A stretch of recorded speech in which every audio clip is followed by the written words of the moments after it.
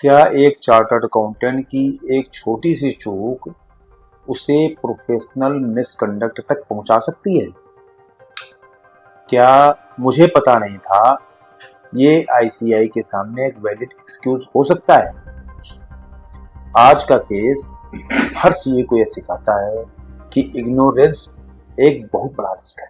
स्वागत है मित्रों हमारे YouTube channel A deep dive by CA Disha में, और अपने यूट्यूब चैनल की उस श्रृंखला में आपसे चर्चा कर रहे हैं जिसमें हम आईसीआई कोड ऑफ एथिक्स पर आपसे चर्चा करते हैं। आईसीआई कोड ऑफ एथिक्स में हम जो चर्चा कर रहे हैं फिलहाल वो ये है, जो आईसीआई की डिसिप्लिनरी कमेटी ने जो केसेस ऑलरेडी डिसाइड कर दिए हैं उनके बारे में, उनके जो अंदर उनका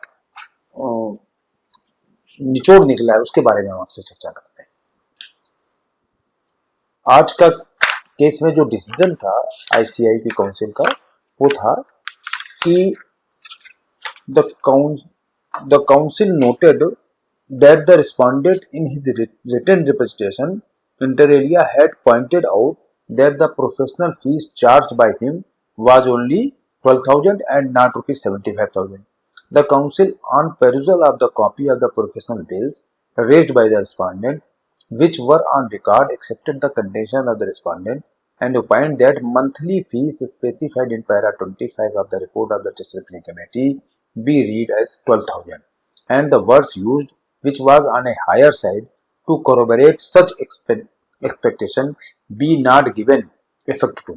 The council, upon consideration of the report of the disciplinary committee dated 13th June 2018 and also the repeated representation made by the respondent before it, was the view that with the wide scope of appointment of the respondent by the bank and with the clear findings about bogus firms, maintenance of only the report of the technical expert as part of its working papers by the respondent, it is evident that due diligence had not been exercised by the respondent while carrying out the assignment. Accordingly, the council decided to accept the conclusion of the disciplinary committee, holding the respondent guilty of professional misconduct falling within the meaning of class 7 of part 1st of 2nd schedule to the Chartered Accountant Act 1949, read with section 21 of the said act.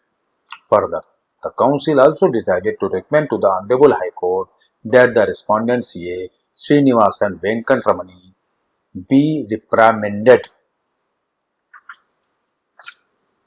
यह मामला है chartered accountant Srinivasan Venkataramani का। इस case में मुद्दा उठा उनके professional conduct को लेकर, जहां उन्होंने एक असाइनमेंट में अपनी भूमिका निभाई, लेकिन बाद में यह सवाल उठा कि क्या उन्होंने रिक्वायर्ड प्रोफेशनल स्टैंडर्ड फॉलो किया था? क्या उन्होंने अपनी जिम्मेदारी को सही तरीके से निभाया था? एलिगेशंस क्या थे कि प्रॉपर केयर नहीं की गई, डिलीजेंस का पालन नहीं किया गया, असाइनमेंट के दौरान एक्सपेक्टेड लेवल ऑफ स्क्रूटनी नहीं की गई, और जो काम किया गया उसमें प्रोफेशनल रिस्पांसिबिलिटी का स्तर कम पाया गया। यानी काम किया गया लेकिन सही तरीके से नहीं किया गया।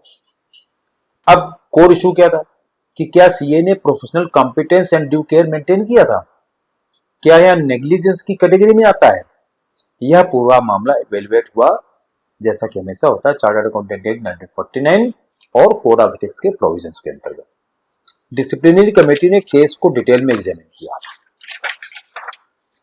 और उन्होंने एग्जामिन क्या किया कि असाइनमेंट का नेचर क्या था, सीए का रोल क्या था, एक्सपेक्टेड स्टैंडर्ड क्या थे, उससे संबंधित जो काम था उसमें फाइंडिंग्स में ये सामने आया कि सीए ने required level of professional care demonstrate नहीं किया, प्रॉपर वेरिफिकेशन रिव्यू नहीं किया गया, वर्क में एक्सपेक्टेड थारोनेस की कमी थी।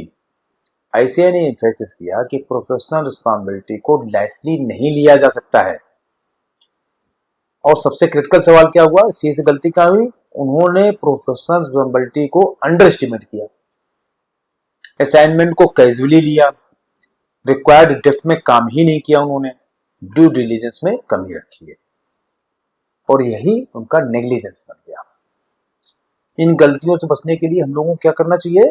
हर असाइनमेंट को सीरियसली लें, चेकलिस्ट की अप्रोच बनाएं, है ना। जब ऑडिट करते हैं तो ऑडिट प्रोग्राम बनाना पड़ता है, चेकलिस्ट बनानी पड़ती है। काम को, अपने हर काम को डॉक्यूमेंट करें, वर्किंग पेपर्स को मेंटेन करें। बार बार इस चीज को इसलिए कहते हैं कि आप काम जो करें उसको डॉक्यूमेंट जरूर करें, क्योंकि अगर आप डॉक्यूमेंट नहीं करेंगे तो बाद में आप ये बता ही नहीं पाएंगे हमने क्या क्या काम किया था, हमने क्या क्या इसमें प्रोफेशनल केयर रखी थी इस काम को करते समय, है ना। पेपर ही बोलता है ना। जब पेपर आपके पास रहेगा फाइल में तभी आप उसका जवाब दे पाएंगे, तभी आप उसका सबूत दे पाएंगे। अगर नॉलेज का गैप हो तो अपने आप को अपडेट करें, कहीं मान लो नॉलेज की कमी लग रही तो आप उसको पढ़ें समझें उसके बाद करें, क्योंकि हाफ नॉलेज कैजुअल अप्रोच ये दोनों मिला के इतना बड़ा रिस्क बन जाते हैं कि जिसकी कोई लिमिट नहीं है। अगर आप ऐसी कोई मिस्टेक करते हैं तो 100% आप आईसीआई के डिसिप्लिनरी एक्शन की जद में आएंगे, जिसमें कि नेग्लिजेंस का चार्ज लगेगा आपके ऊपर, और फिर अल्टीमेटली हमने जैसा पहले जैसा बताया कि आपकी रेपुटेशन डैमेज, और कई बार आपका कॉन्फिडेंस और क्रेडिबिलिटी दोनों हिल जाएंगे ना जब इस तरह के केसेस कोई आते हैं। क्योंकि चार्टर्ड अकाउंटेंट होना केवल नॉलेज का गेम नहीं है, मतलब कि हम हमारे पास नॉलेज थी हमने पढ़ा और पास हो गए।